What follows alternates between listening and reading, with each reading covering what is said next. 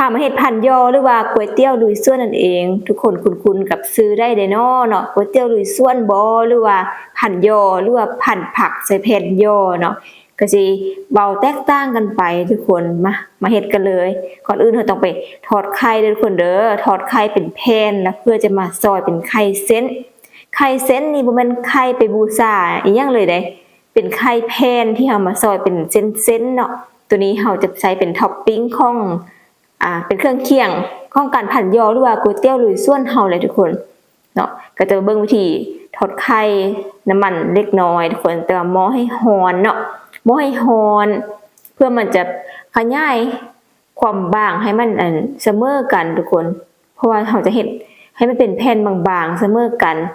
แล้วก็เอาไปซอยเป็นเส้นเนาะเป็นท็อปปิ้งของผัดยอเฮานี่แหละหลายคนก็อาจจะเคยเฮ็ดเนาะหลายคนก็อาจจะเคยเห็นแต่บางคนก็ยังทอดบ่เป็นอยู่มีคลิปแยกซ้อนไว้ให้เด้อทุกคนเด้อ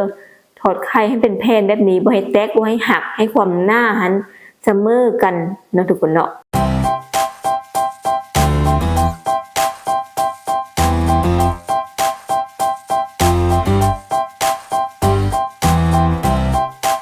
ทอดไข่แล้วเราก็จะมาซอยเป็นเส้นทุกคนหรือว่าเป็นแผ่นสั้นๆนะทุกคนเนาะเบิ่งตามนี่เลยเด้อที่เราจะซอยน่ะบ่แม่นเป็นเส้นยาวเนาะเราจะมาตัดแบ่งครึ่งเป็นแบ่ง4ก่อนเนาะ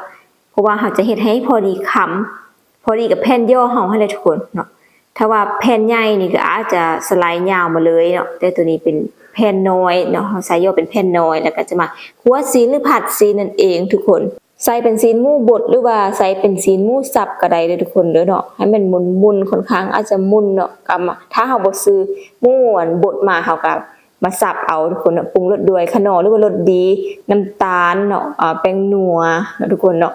แล้วก็คนให้มันเข้ากันตัวนี้นี่ถ้าใส่เป็นเนื้อหมูเนาะซีนหมูน่ะเฮาบ่จำเป็นใส่น้ำมันเลยก็ได้เพราะว่ามันมีน้ำมันอยู่ในเนื้อหมูหั่นแล้วซะเนาะเขาจะเป็นกึ่งมันกึ่งแบบคล้ายๆซ้ำซันเนาะแล้วก็จะได้ถั่วงอกใส่ตามด้วยซอสห้อยทุกคนเพื่อเพิ่มความเข้มข้นหวานกลมกล่อมนัวๆแซ่บๆแล้วก็ผัดให้เข้ากันไปเลย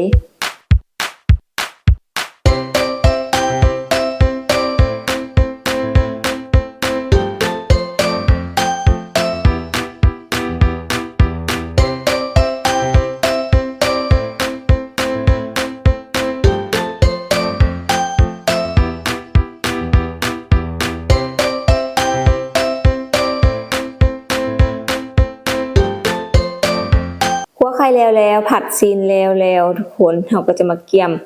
น้ำแจ่วนั่นเองทุกคนน้ำแจ่วตัวนี้เราจะใส่เป็นน้ำมะขามส้มทุกคนเนาะน้ำตาลปิดน้ำตาลทรายแป้งนัวเนาะแล้วก็น้ำใส่ลงไปน้ำตาลปิดน้ำตาลทรายต้องใส่ทั้ง2ทุกคนน้ำปลาเนาะก็น้ำมะขามส้มไปทุกคนตัวนี้จะมาบอกละเอียดอีกครั้งเด้อทุกคนเด้อเนาะก็จะเป็นแจ่วถั่วดินแบบนี้แซ่บๆเข้าไปทุกคนผักก็จัดใส่ตามที่เฮามักได้เลยแล้วก็จะมาพันกันเลยทุกคนการพันนี่ก็จะใส่เป็นแผ่นย่อนะทุกคนเนาะแผ่นย่อนี่เฮาใส่เป็นตัวนี้ก็เป็นขนาดน้อยนะทุกคนเนาะขนาดน้อยกัดได้3คำตัวนี้เนาะก็จะเอาไปแช่น้ำน้อยนึงทุกคนเด้อบ่ฉะนั้นมันจะอ่อนเกินไปมันจะเละเกินไปมันจะเฮ็ดให้พันยากว่าซะเนาะเอาจุ่มน้ำมาแล้วก็มาใส่แบบนี้ใส่จานแบบนี้เอาผักใส่ข้าวปุ้นใส่นะข้าวปุ้นขนมจีนเอาคั่วซีนเฮาใส่คั่วซีนที่ถั่วงอกเนาะเอาหอมใส่แล้วก็ตามด้วยไข่แผ่นหรือไข่เส้นของเฮานั่นเองทุกคนแล้วก็หั่นทุกคนหั่นแต่ถึงลุ่มๆหรือลุ่มขึ้นถึงก็ได้เนาะทุกคนเนาะแล้วก็หั่นงามๆให้มันอยู่ทรงกับพับข้าง2ข้างเข้าไปเนาะพับข้างซ้ายแล้วก็ค้างคั่วเนาะแล้วก็หั่นกิ่งลงมาเลยหลายคนว่าโอ้คุณใส่น้อยแท้สินะมันต้องเพื่อในการพับค้างมันมีหลายคนเนาะถ้ามันบ่พับค้างมันจะบ่อยู่ได้เนาะมันก็จะโล่นะตัวนี้พับค้างเข้าไปแล้วทุกคนถ้าไผเฮ็ดกินแบบเฮ็ดค่ายหลายๆหั่นน่ะเพื่อบ่ให้มันติดกันของพันหลายๆหั่นน่ะเนาะเฮาก็สามารถใส่น้ำมันพืชได้ทุกคนเด้อเนาะใส่น้ำมันพืชหรือว่าน้ำมันที่เฮาคั่วหมูผัดหมูหั่นน่ะเนาะก่อนที่เฮาจะปรุงหั่นน่ะเฮาก็เอาไปแปะแผ่นย่อเฮานี่ใดทุกคนเนาะก็จะบ่เฮ็ดให้ติดนี่แหละทุกคนเอิ้นว่าก๋วยเตี๋ยวลุยส่วนหรือพันย่อแซ่บๆเด้อทุกคนพันย่อดิบนั่นเองทุกคนแซ่บถึงใจแน่นอนเอาลองไปเฮ็ดซิมเบิ่งเด้อแล้วก็จะเฮ็ดคลิปแยกการเฮ็ดแจ่วให้